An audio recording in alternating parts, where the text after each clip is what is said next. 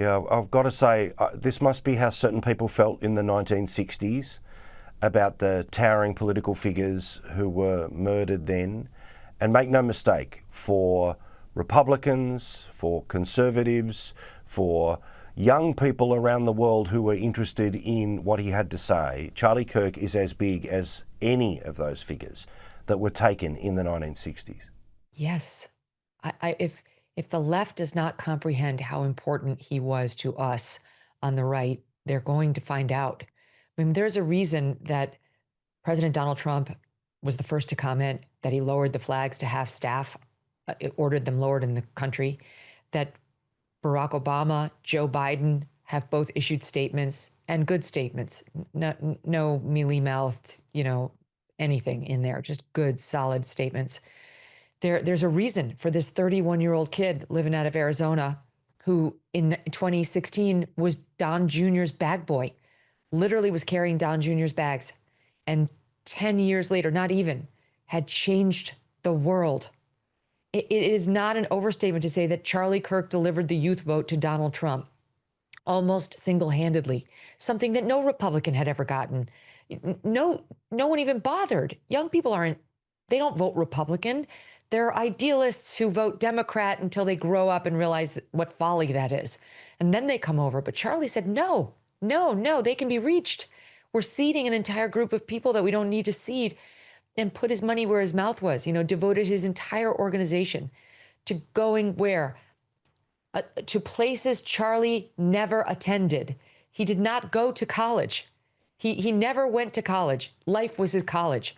And yet he spent half of it going from college to college to college to try to convince the young people there to see the world the way he did, to try to understand that there was an education to be had on certain issues that they wouldn't get from CNN, that they couldn't get from Morning Joe, and to set the truth, the facts straight, and to give the truth on a man named Donald Trump, who had been so bastardized by every pocket of the media that no young person, given the way they consume news, could ever really know or understand him or why he might be worth voting for.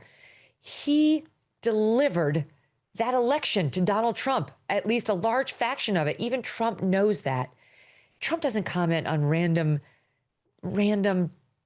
acts of violence that often, Paul. The Charlie was important to him and to the movement, and we've just lost a giant today. I'm so sad for us. I'm so sad that I'm not going to be able to watch what he did next. I was just saying to Doug, my husband, I'm coming up on a birthday, and I'm older than Charlie by a lot.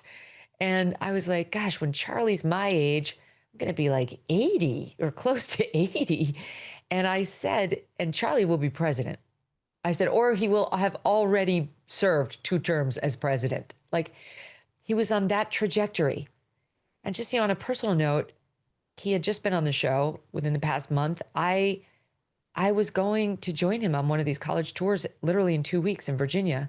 And he was coming. I'm going on tour myself with my show, and he was coming to be with me this month in September. And it's just, we pulled our promos immediately because Charlie's in them, and Charlie's dead.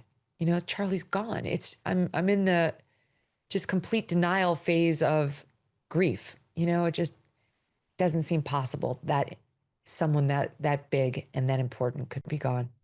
Because it's so fresh, I don't want to put you through having to come up with a reaction to the inevitable vile stuff that's been on the internet, the heartless, almost emotionless, cold stuff that's come out of places like MSNBC. But I want to focus in on a contributor on your program, a legendary American journalist who also knew Charlie Kirk, Mark Halperin, who talked about the need not to find something positive, but to turn towards not vengeance, but grace. How are you handling the emotions of all of this? I'm torn because I like vengeance. I was never a prosecutor, but I went to law school because I thought that's what I wanted to do with my life. I'm fine with vengeance, and I hope to see it exacted on the perpetrator of this crime. But I have kids, and I need to worry about the country they're going to grow up in. And not for nothing, Paul, but my kids are very jarred by this. The kids over here loved Charlie. He was an important figure for them. They don't have a lot of heroes that they can look up to who they see in their spaces, who are all over TikTok trying to talk to them, who go like on that show Surrounded where everybody yells at you. And that's something kids like. And who shows up there because that's where they go. All my kids knew Charlie, not personally, but knew of Charlie, watched Charlie clips. Like he was in their algorithm. And I said, absolutely, take more of it. Like that's one algorithm I'll support. But they have to grow up in this country. We don't feel like ourselves. We haven't felt like ourselves in a while. And I'm sorry to get political, but I'm just going to be honest. We haven't felt like ourselves since Barack Obama. I just think he was such a slick snake. He was this affable guy who was like wearing good suits and looked the part and sounded the part and dressed the part, but was so divisive in his messaging. The left, they look at you like when you say this, they don't know what you're talking about. It's like, because you don't pay attention to the other half of the country. You only pay attention to your absurd news sources, which spin and spin and spin to protect Democrats, especially if they're named Obama. He's the one who started to inject race where no one had been doing it. He's the one who started to use his pen and the phone to shove things down our throat that we didn't want. He's the one who shoved through an entitlement on our health care and our personal doctor visits that he promised he wouldn't mess with, and then he did, really hurting people, causing massive anger and open lies.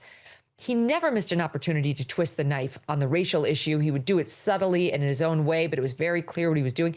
For the first time, we had a president who weighed in on legal cases before they'd played out.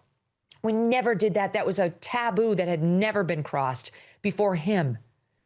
And Donald Trump was the reason Barack Obama,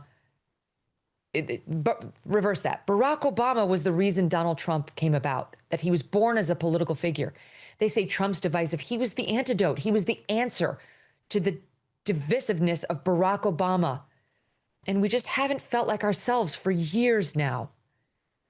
I don't know if there's a settling. I don't know if there's if the hand-holding, the rhetorical hand-holding that could happen in a moment where we're all looking at this tragedy and lamenting it could last and change things.